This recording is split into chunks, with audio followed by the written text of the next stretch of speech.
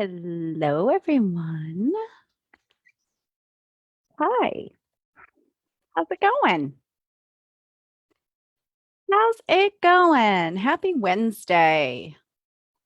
So my day started out, um, they were doing some work on a transformer around here, and my power was out.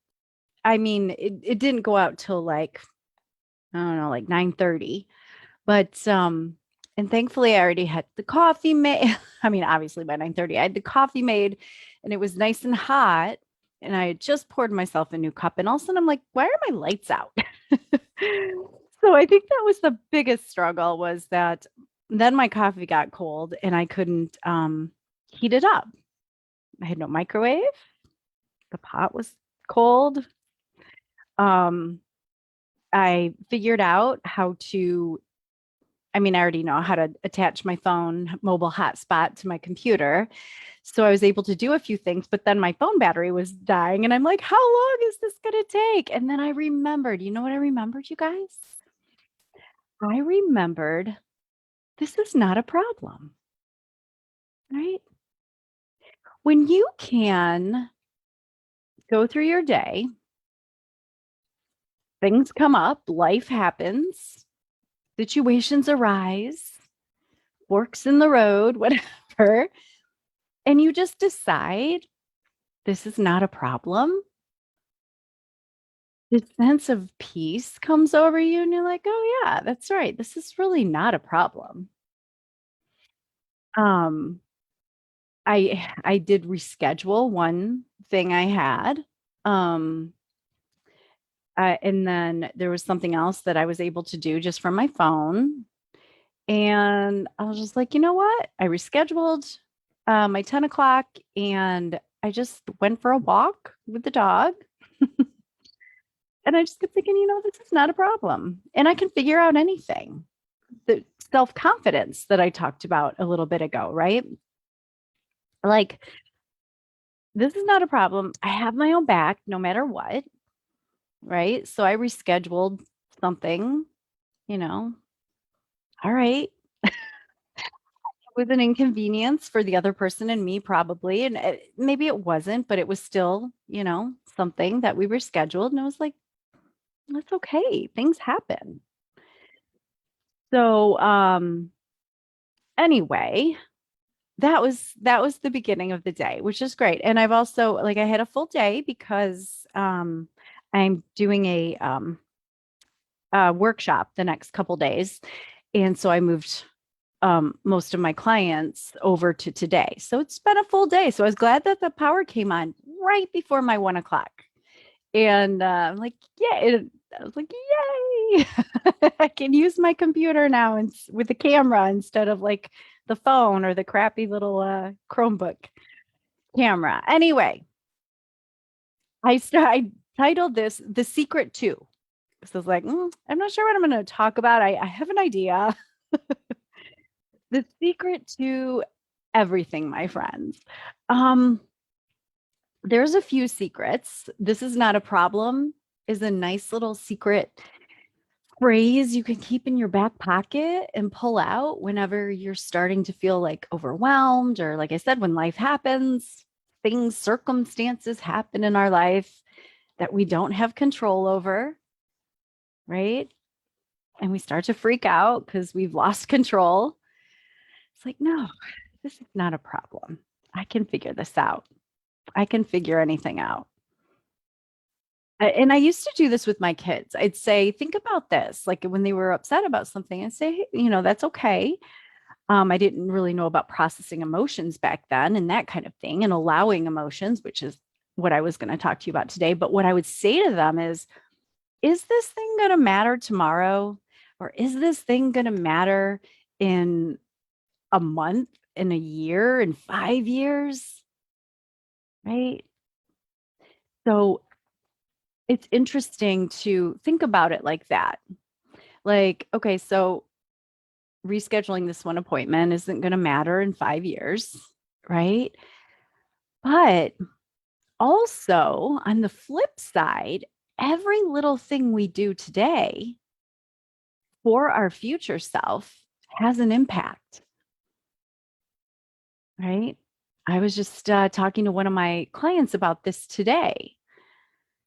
And I just posted on Facebook on Monday, I received my official certification for the life coach school. Read that if you haven't read that post. I am looking back to my past self, just absolutely loving her.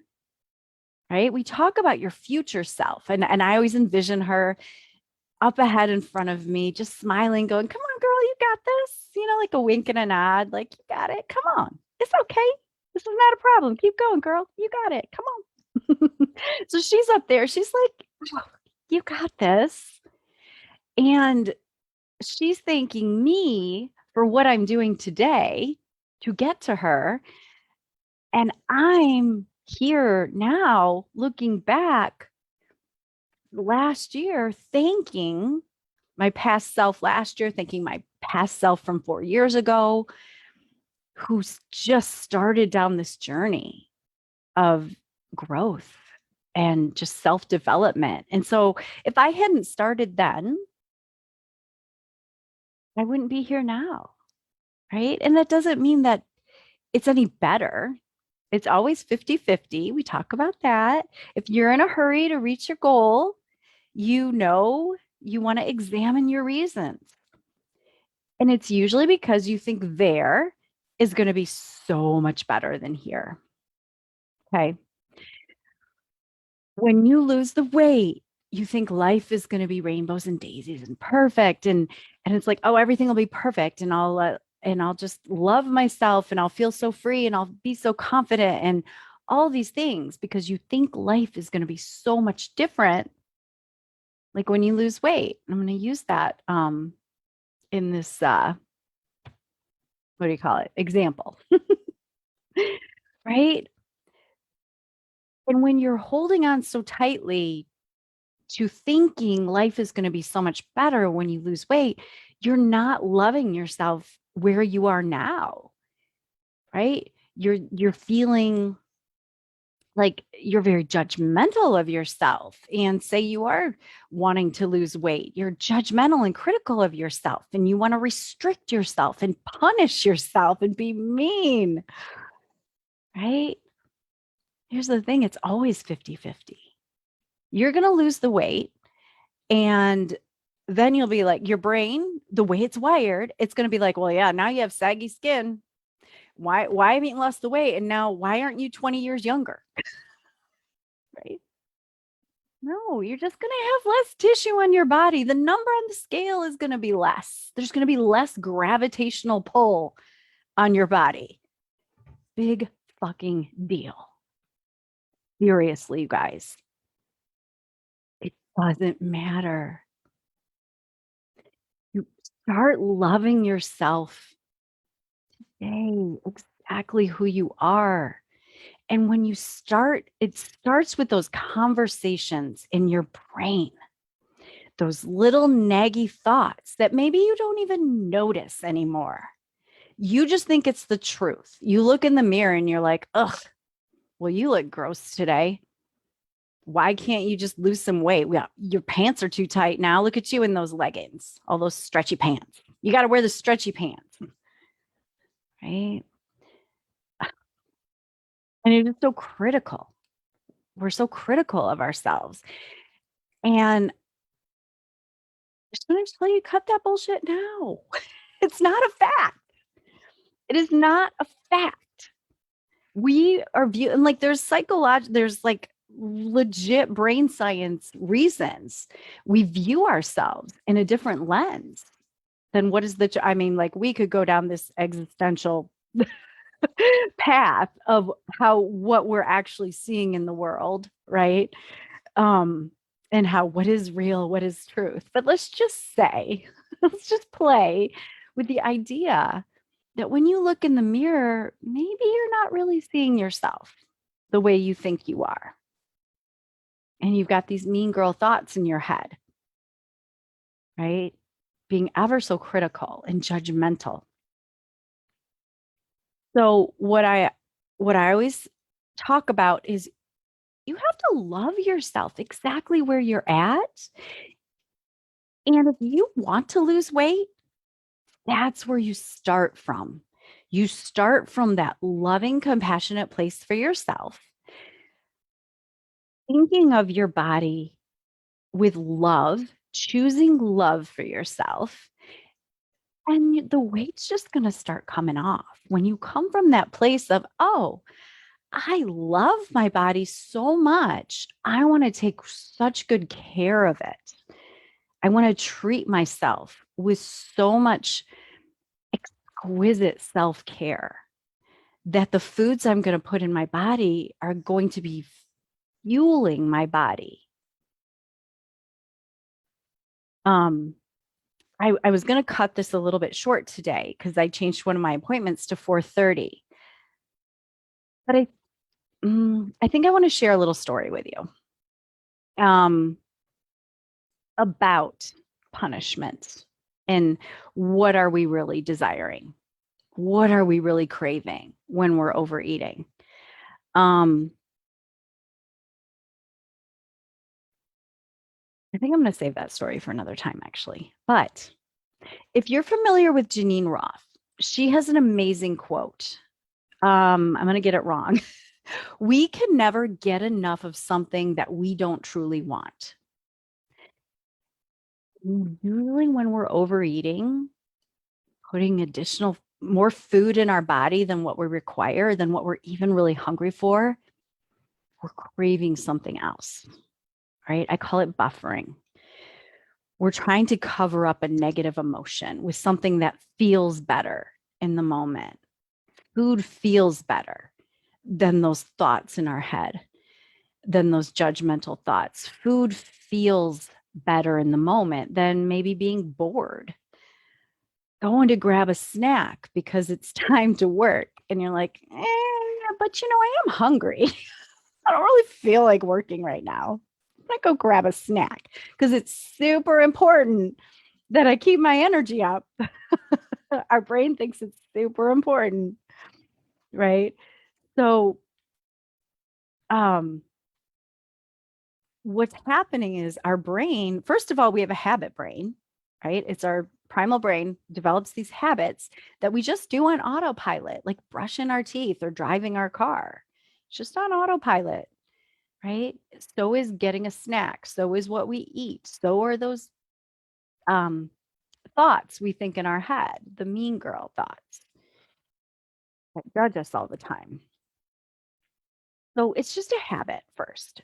But we've developed that habit with a thought that creates desire, creates an urge. A lot of people tell me, well, I just have a sweet tooth. I just have a sweet tooth, or I just like to eat. Or that's just who I am. Like that's their identity. I've just always been an overeater, right? Or even something simple like, oh, I love brownies, right? That creates a desire, creates an urge. So when you see the brownies or the sweet foods or the pizza, in my case, it creates this urge, it creates this desire, right? So the secret to how I titled this video, the secret to that, to interrupting that cycle of thought, urge, and desire, and then overeat is to pause, right? You have a thought, you create an urge or desire in your body, and you stop there. Okay. And what most people do with an emotion, because in our urge or desire, you guys, if you think of it this way, it's simply an emotion. Okay. So we create emotions with our thoughts. And when you stop and you say, oh, I'm feeling this urge or this desire to overeat or to do whatever, then you can pause and you can say, oh, I'm just going to allow this urge to be in my body. I'm going to process this urge through. What most of us do with an emotion is we either resist it, which we just kind of like, oh, willpower, white knuckling. Imagine like a closed off energy, like, I don't want to feel this urge, right? It's a resistance. Or we react. So we have an urge to eat the brownies. So our action is we reach for the brownies and we eat them. So we react. Think of it when you get angry. Maybe you react by losing your temper. That's a reaction. Resisting might be like some passive aggressive behavior, pushing it away. Feel like that's a feeling. That's a feeling. So we either resist, react, or we avoid. So we don't want to avoid either. So we create an urge of desire, an urge or desire for this food, and then we avoid it by like, well, I'm just going to go work, and we avoid it, which is fine, and it works in the moment, right? All of these work in the moment. But that urge is just going to keep coming back stronger and stronger and stronger, like a toddler pulling on your sleeve. Just it wants to be noticed. It wants to be heard. It's what emotions are. They're feelings in our body created by our thoughts, and they just want to be heard, right? Get curious about it. Open up to it. Allow it in. Feel it. You guys, this is a skill, and this is the secret. Learning to allow urges. Okay? Learning to allow them, any emotion, to be present in your body without resisting, without reacting, and without avoiding. Allowing them to be, getting curious, getting open to them, right? A resistance might look like, oh my God, why can't you just not eat the brownies? Why do you crave the brownies so much? But just allowing it in and getting curious and like, oh, I notice. I really feel like I want those brownies, right? My brain is telling me that brownies are super important right now, way more important than the protocol that I've set for myself on my food, the plan I have to lose some weight, the plan I have to get healthy. It's just my brain telling me that this thought I have, these brownies are so super important right now. That's all it is. This is not a problem. Feelings are not problems to be solved, right? They're just messages. They're messages to you that there's something going on. And when you can open to it and allow it and just get curious about it, that's when the magic happens. That's the skill for life, you guys. And then it's a meta skill. Like if you use it, I always tell my clients, like, this is a perfect intro. Like you come to me for weight loss and I teach you how to use your brain and how to rewire your brain so that desire, like you lose the desire. You don't have to restrict.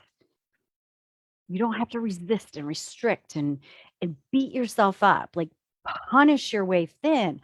Fuck that shit. We think we have to punish ourselves thin. No. The secret is to learn to just allow these feelings and these thoughts to be present, get curious about them, change up the conversations that we're having in our brain. Change those up, you guys. Love. What would love do? I have an urge for a brownie. What does love look like? Well, it sure as hell doesn't look like me beating the shit out of myself for even thinking about brownies, right? It doesn't look like white knuckling and restriction, punishment. Oh, you eat a brownie, you're going to have to go work out for an hour because God forbid, right? No, what does love look like? Love looks like, oh, I'm going to have a conversation with myself and say, oh, I see that you're really craving that brownie, but do you really want it? Like, how does it make you feel, body? Let's drop into our body. How does it make you feel after you having a brownie? And if you really think about it, maybe eating a whole sugary brownie doesn't feel so good, right? In the short term, it feels like comfort, maybe, but in the semi long term, even like maybe an hour from now, it's not going to feel so good for your body. It's not going to feel so good tomorrow or the next day, right?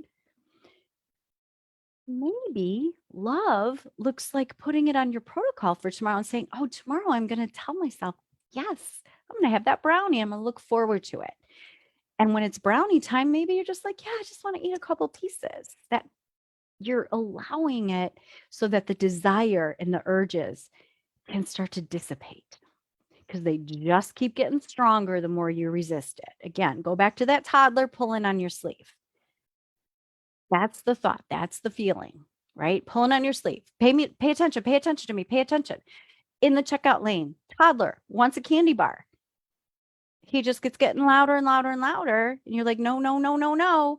He keeps getting louder. And then you're like, fine, just be quiet. So you give in. That's what's happening in your brain. That's all that's happening. Your brain wants to be heard. And when you can allow the thought, allow the feeling into your body and say, listen, I know that brownies seem really important. I get it. But we're going to choose different today, no matter how much you scream at me. It's okay. You can have your piece. Say what you will. Go ahead and go sit in the corner. It's okay. You can hang out here with me, but I'm not eating the brownie. So the secret to secret to a lot of things is to learn that skill of just allowing emotions to be there. And feelings are not a problem. They are not a problem to be solved.